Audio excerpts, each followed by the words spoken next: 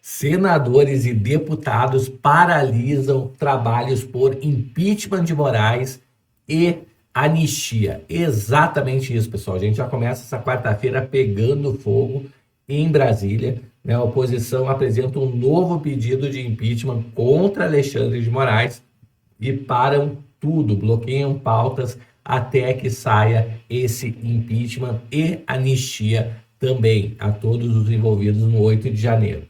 Pessoal, eu trago também aqui um jurista, né, um professor aí super conceituado na área de direito, dá aula na USP, é mestre e doutor em direito, falando que a decisão de Moraes de prender Bolsonaro não tem pé nem cabeça. E os jornalistas da Globo News, da Globo Lula, ficaram nervosos ao ouvir isso.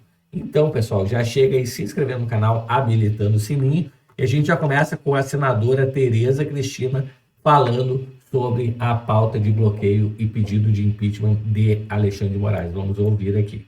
Todos os discursos que me antecederam colocam claramente qual é a posição de nós todos da oposição. Que o Brasil precisa de pacificação. Mas a pacificação não vai acontecer se não houver alguns passos que precisam ser dados. E nós podemos falar pela nossa casa. E o Congresso Nacional precisa colocar essas pautas que já foram faladas aqui pelos meus colegas em votação. E a votação é soberana. O voto nós recebemos de cada um dos eleitores que votaram em nós para que nós viéssemos aqui e fizéssemos o nosso papel. As pautas precisam ser colocadas em votação para que o Brasil seja pacificado. E eu tenho certeza que, começando pela anistia, nós vamos dar um grande passo para essa pacificação. E o Congresso vai fazer a sua parte. Nós estamos aqui juntos, PL, PT, republicanos, Podemos, enfim, essa gama de partidos ou de parlamentares que querem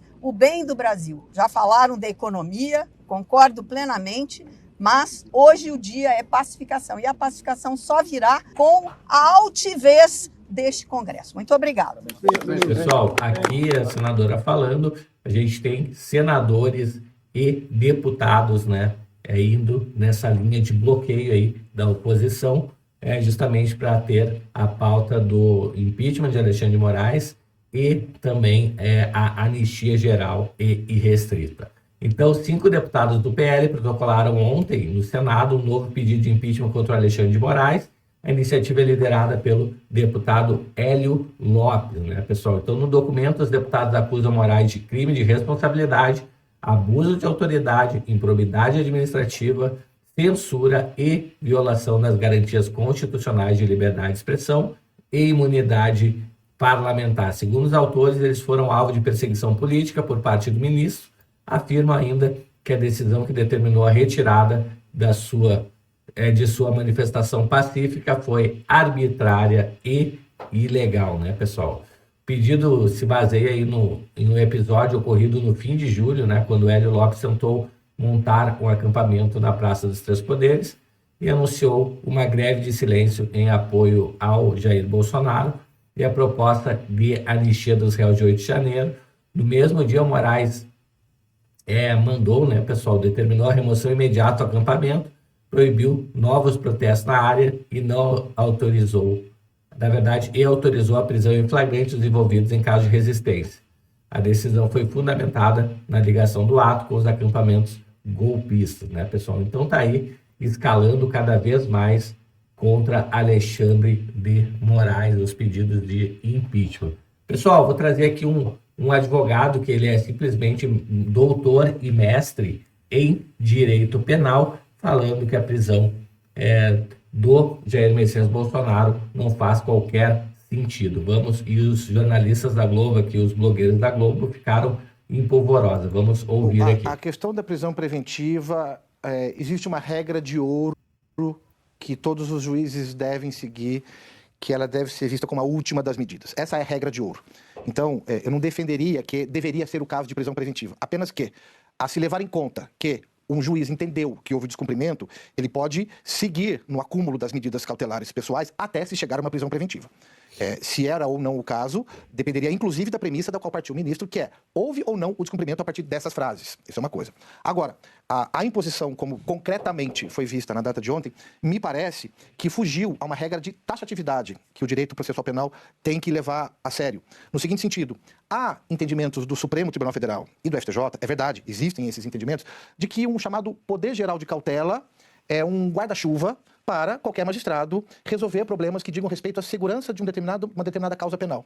Então, se o juiz entende que determinadas condutas colocam em risco a apuração criminal, ele poderia imaginar o que seria adequado naquele caso concreto. O problema é que o Código de Processo Penal sofreu uma importantíssima alteração há mais de 10 anos, a Lei 12.403, dizendo, olha, as medidas cautelares processuais penais são estas e essas.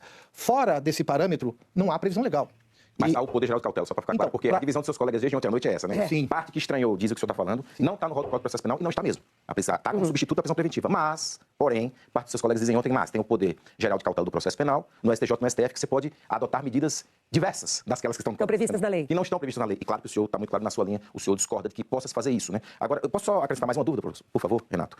A questão, o senhor falou da comunicação. Manifestação em si. Manifestação pública de alguém nas condições em que está o ex-presidente Jair Bolsonaro, alguém investigado, alguém que já é réu. A proibição dessa manifestação está prevista na lei? Não se pode falar? Como é que o senhor... Agora ele cala a boca de proibição dessa todo mundo, manifestação olha não só. só não está prevista na lei, como nas próprias decisões anteriores do próprio ministro Alexandre de Moraes, havia uma autorização, inclusive, para discursos públicos e particulares. Então, o pano de fundo é a autorização, até pelo ponto de vista constitucional e abstrato, mas do ponto de vista das próprias decisões anteriores. Nenhum dos investigados estava proibido de fazer discursos políticos, públicos ou privados. Eu só chego ao ponto exatamente da minha dúvida ao ler as 20 e poucas páginas da decisão de Alexandre. Porque, como leiga, achei confusa. Então, vamos supor que o ex-presidente Bolsonaro também tenha achado confuso. Justamente por causa disso. Há uma autorização em que ele diz, expressa de que ele pode dar entrevista ao ex-presidente e pode fazer um discurso público. Ele não podia ir às manifestações porque era no fim de semana. E a medida cautelar obrigava ele a ficar em casa. Portanto, o discurso que se limitou a uma frase e 2 frases, em tese estaria permitido. O fato de que foi ao vivo, foi numa ligação, dizendo, olha, está aqui, ele está falando neste momento, também não é, digamos como ele diz, uma gravação prévia com o objetivo deliberado de ser usado nas redes sociais. Na ligação do deputado Nicolas era mostrar para ele, para Bolsonaro, como estava a manifestação pelo vídeo. Isso se encaixa ali, quer dizer, tem coerência, pode discurso, pode entrevista, mas não pode nada nas redes sociais, ninguém pode divulgar. A decisão de não poder divulgar nas redes sociais é para todo o país, é para todo mundo. Então, você lê a decisão, mas eu acho ela confusa, até para alguém que queira continuar mostrando falas do presidente Bolsonaro, como ela vai agir. Pois é, Mônica.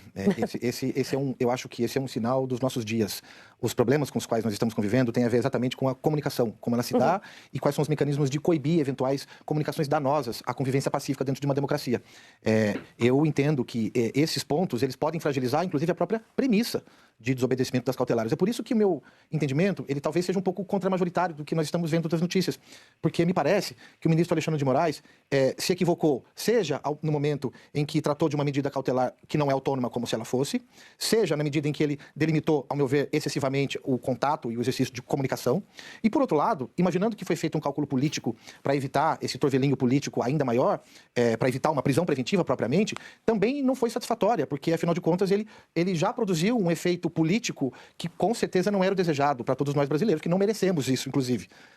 Tá aí, pessoal. Então, Renato Vieira, mestre e doutor em Direito Processual Penal pela USP, diz que essa prisão não faz qualquer sentido. Me conta nos comentários o que você acha disso. Aproveita para clicar no like para ajudar na divulgação desse vídeo. Se inscreve no canal, habilita o sininho. A gente se vê logo mais às 19 horas em um próximo vídeo. Até mais. Tchau, tchau.